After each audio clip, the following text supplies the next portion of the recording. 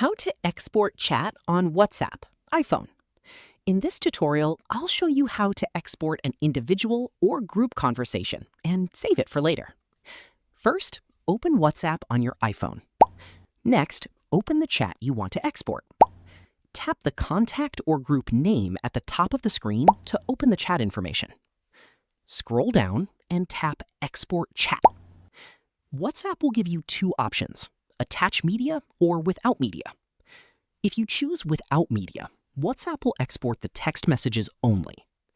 If you choose attach media, WhatsApp will also include photos, videos, voice messages, and other media files when possible.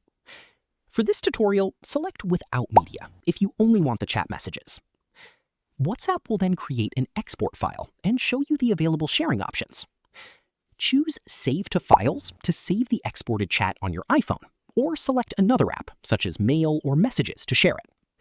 If you saved it to Files, open the Files app and go to the location where you saved the export. And that's it. You've successfully exported a WhatsApp chat on your iPhone. Thanks for watching. If this tutorial helped, don't forget to like the video, subscribe, and check out more helpful WhatsApp and iPhone tutorials.